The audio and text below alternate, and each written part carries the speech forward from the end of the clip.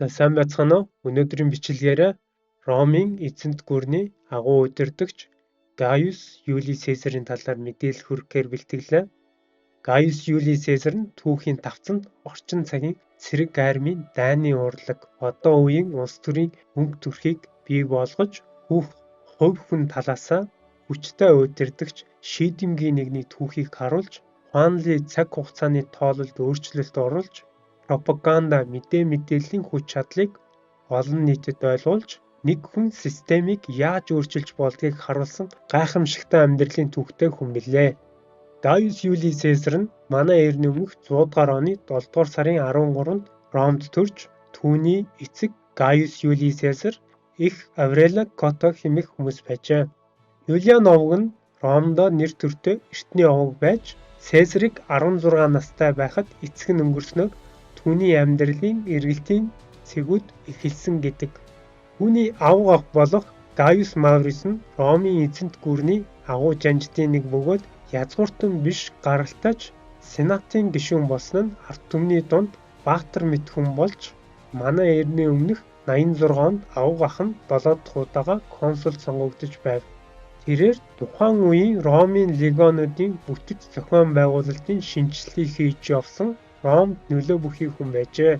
Түүний авга ах Маурисийн дайны ялалтууд үзэл бодол нь ард олон болоод өөрийн цэргүүдийн дунд их хүндлэл хүлээсэн нэгэн байж, энэ нь Юлий Цезарт их нөлөө үзүүлж түүний ертөнцийг үзэх үзлийн суурийг тавьсан байдаг юм. Түүний авга ах Маурисийн улс төрийн өрсөлдөгч нь Lucius Cornelius Sulla хэмээх улс төрч байв. Цезарын авга ах Маурис нь ард түмний төлөөлөл байсан бол, өрсөлдөгч Суlla нь язгууртнуудын эрх ашигыг хамгаалагчийн байр суурьтай эсрэг улс төрийн дүүргүүд байв. Тэд улс төрийн зөрүүтэй үзэл бодлоосоо болж хоорондоо олон удаа зөрчилдөөн үүсгэж байж, манай эртний өмнөх 88 онд Cornelius Sulla айрамтайгаа Ром руу дайрч төрийн эргэлтийн эрх мэдлийг өөрийн гартаа авах үед, Цезарын авга ах Маурис нь Африк руу зүхтан Ромд иргэн ирэх тохиромжтой мөчийг хүлээх болсон байдаг. Манай эртний өмнөх 87-оос 86 онд Sulla бүгд найрамдах Ром улсын зүүн хязгаарт айрамтайгаа Ромоос гарч тулалдах шаардлага үүссэн. Энэ үеэр Цезарын авга ах Маурис нь Ромд иргэн ирж дахин нэг удаа сенатор сонгогдож удалгүй нас барсан байдаг. Ингээд манай эртний өмнөх 83 онд Cornelius Sulla Ромд иргэн ирж 82 он болоход иргэний дайнд ялалт байгуулж, өөрийгөө диктатор буюу төрийг шинээр эмхлэн удирдах онцгой эрхтэй цолыг шагнаж, дарангуулагчийн шинж төрхтэй болж, Gaius Maurice-ийн талын хүмүүсийг олноор нь устгаж эхэлсэн байдаг. Энэ үед 18 настай байсан Цезарыг Cornelius Sulla өөрийн дайснуудын нэг хэмээн зарлаад, түүнийг гэрийнхээ эд хөрөнгө, эрх ямбыг өвлөн авах эрхээс зүтгэлзүүлэн, амьд өгсний аль нь чамаагүй баривчилж ирэх тушаалыг гаргасан байдаг. Цезар бүхнээ хаян Ромоос зугтааж, одоогийн Италийн газар нутаг болох Кампани нэртэй газарт нуугч хийн ой улсаар амьдарч байтал Cornelius Sulla-гийн цэргүүдэд баригдсан байдаг. Цезар өөрт байсан бүх мөнгийг хавхуул болгон цэргүүдэд өгч амь гараад эзэнт гүрний хязгаар нутагт орших, Бага Азийн айрам өнөөгийн Турк улсын газар нутагт орших, бүгд найрамдах Ром улсын легионы албанд элсэж, Метилийн тулалдаанд оролцож, гавьяа байгуулан цэргийн одон болох Oak Crown буюу иргэний амь аварсан шагналаар шагнуулж, байлдагчид удирдлагуудынхаа дунд хүндлэлийг хүлээн, ирээдүйн Ромын чадварлаг жанжин болж чадхаа анх удаа батлан харуулж байжээ. Цаг хугацаа өнгөрч манай эртний өмнөх 78 он болоход түүний дайсан Sulla нас барсан хэмээх мэдээг хүлээн авч, цэрэг армийн үүргээ гүйцэтгээд Ром дахь гэрлүүгээ харих боломжтой болсон байна. Өрлөх Ромдо ирэхэд Sulla-гийн холбоотон болох бусад гэр бүлүүд эрх мэдлийг өөрсдийн гарт барьсан хэвээр байв. Цезар Ромд ирмэгцээ шаргуу хөдөлмөрлөн, өөрийн илтгэх чадвараа дээшлүүлж, чанга дуу хоолойгоор дамжуулан чадварлаг хуульч болж, иргэний эрхийг хамгаалах ажил хийж, ард иргэдийн итгэлийг олж, өөрийн гэр бүлийн алдагдсан нэр хүндийг сэргэх оролдлогуудыг хийж байжээ. Цезар өөртөө үргэлж сэтгэл хангалуун бус өндөр шаардлага тавьж явдаг хүн байж, иймдээ ч Цезар Грек явж илтгэх урлагийн чадвараа сайжруулахаар хичээлд суух зорилгодоо хөтлөгдөн Эгийн тэнгис буюу Грек, Туркийн эргийн тэнгисээр хөндлөн туулж явтал тэдний хөлөг онгоцыг Эгийн тэнгисийн далайн дээрэмчид барьцаалж хөлгийн бүрэлдэхүүний ихэнх хэсгийг алж бусдыг нь боол болгон зараад язгууртан гаралтай хүмүүсийг нь барьцаалж ар гэрээс нь мөнгө нэхэхээр төлөвлөсөн байна. Цезарын ирээдүйн тодорхойгүй нөхцөл байдалд орж хэсэг хугацаа өнгөрөх болсон байдаг. Далайн дээрэмчид ч Цезарыг эрх мэдэлтэй язгууртан айлаас гаралтай болохыг мэдээд түүнийг суллах нөхцөлтөйгөр ойролцоогоор 250 кг мөнгөн зоос буюу Ромын 20 талант ар гэрээс нь хэмжилсэн байгаагаа хэлэхэд хариуд нь Цезар ихэмсгээр далайн дээрэмчдэд хандан би бол дор хаяж 50 талант хүрэх ёстой та нар намайг доромжилж байна гэж хэлээд харин би эрх чөлөөтэй боломгцоо та нарыг нэхэн хөөж ангуучлан та бүгдийг устгах болно хэмээн сүрдүүлэн хэлсэн байдаг. Харин далайн дээрэмчид түүнийг үл тоон шоолцоон суллан явуулсан байдаг. Эрх чөлөөтэй боломгцоо Цезар суллагдсан Бон хотынхон захирагч ноёнд очин өөрийн нөхцөл байдал хөлөг онгоцонд юу тохиолдсон талаар илтгэхэд тухайн газрын Ромын захирагч үл тоон цэрэг ус хөдөлгөн арга хэмжээ аваагүй тул Цезар уурлан элтгэн ятгах ур чадварыг ашиглан хотын далайчид усан цэргүүдэд нөлөөлж тэднийг өөрийн зорилгодоо нэгтгэн далайн дээрэмчдийг ангуучлахаар болсон байдаг. Олон сараар үргэлжлэх аяны хугацаанд хэд хэдэн далайн дээрэмчдийн хөлөг онгоцыг сөнөөж олцлон тэдний эд баялагийг Цезар хамтрагчид болох далайчид дайчидтай тараан өгсөн нь түүний зан төрх тулааны чадварлаг удирдагч болохыг харуулсан байдаг. Энэ үйл явдал нь Ромын гудамж даяар яригдах болж Цезарын нэр алдар тодор гэрэлтэх болсон байдаг. Манай тооллын өмнөх 73 онд нэр төртөөгөөр Ромд иргэн ирээд Ромын хязгаар нутагт тулалдаж байгаа айрамд дуудагдаж мөн л гавьяа байгуулан нэр төрөө мандуулан улс төрийн карьераа эхлүүлэх боломжийг бий болгоод манай тооллын өмнөх 69 онд 4 жилийн дараа авга ахыхаа адил сенатын гишүүн болж чадав. Үүнтэй зэрэгцээ Цезарын хувийн амьдрал нь өргөжөж эхнэр Корнелиа нь жирэмсэн болж амьдралд тэгшэрч байтал эхнэр нь төрхийн хүндрэл болж их үр хоёр ам алдаж Цезарыг амьдрал дахин нэг удаа сорж эхэлсэн байна. Цезар эхнэр хүүхдийнхээ оршуулгын ёслолыг дууссан нариуд томилогдоод байсан Спаний газар нутаг дахь мужийн санхүү хариуцсан албанд даруй Спан руу явсан байдаг.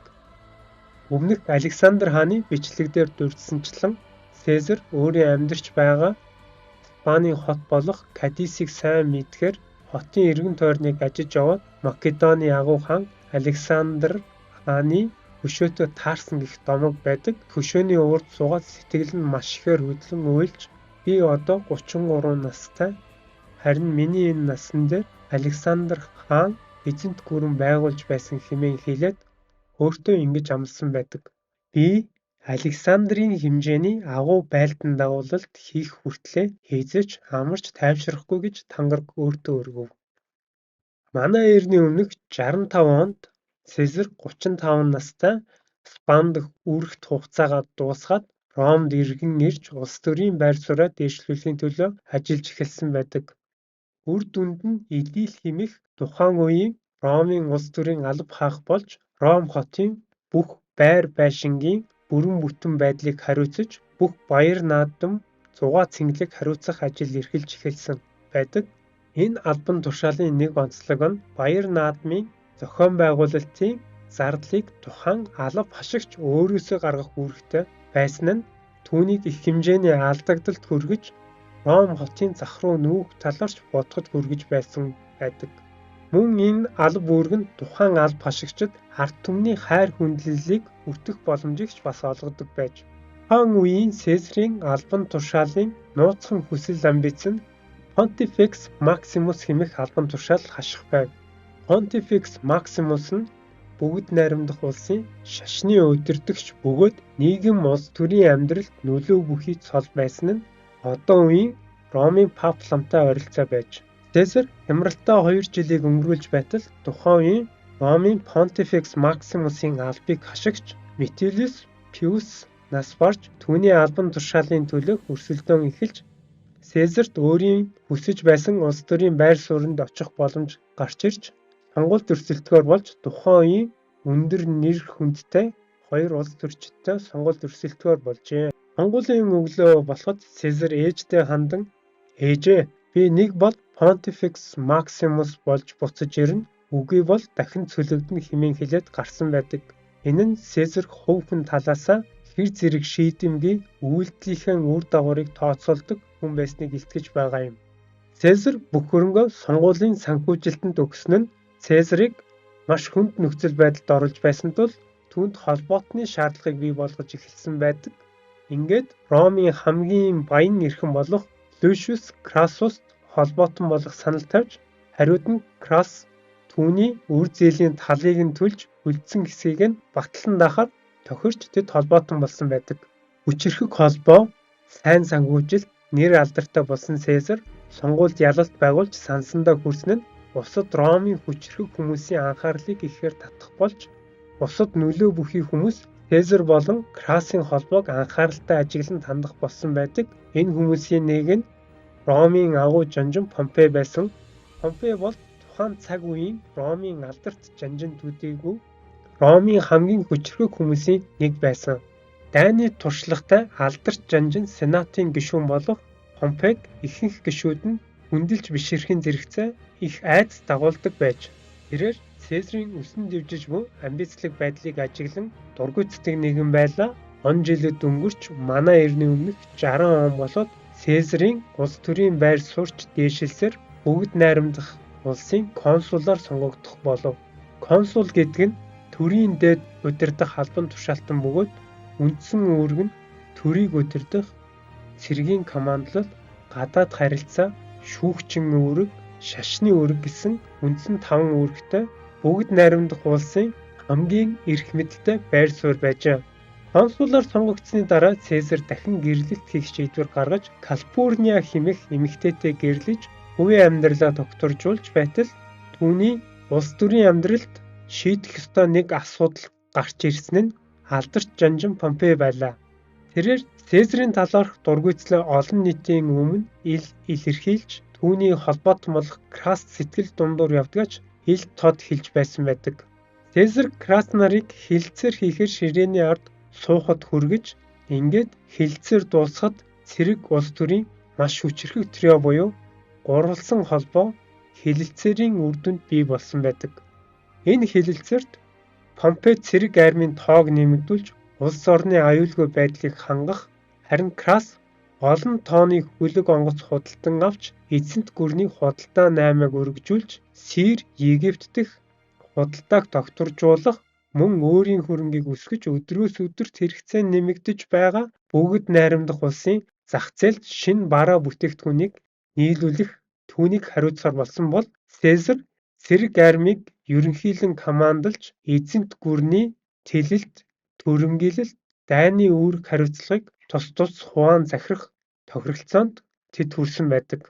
За энэхүү хэлэлцээр нь Цезарийн өөртөө өргөсөн тангараг болох агуу Александртай энэ тэнцэх түүхэнд нэрээ мөнхлөх түүлийн зорилгод нь нэг алхам ойртуулах алхам болсон байдаг. За энэ хүргээд эхний хэсгийг гүндэрлэе. Хэрвээ бичлэг таалагдсан бол лайк дараад subscription хийгээрэй.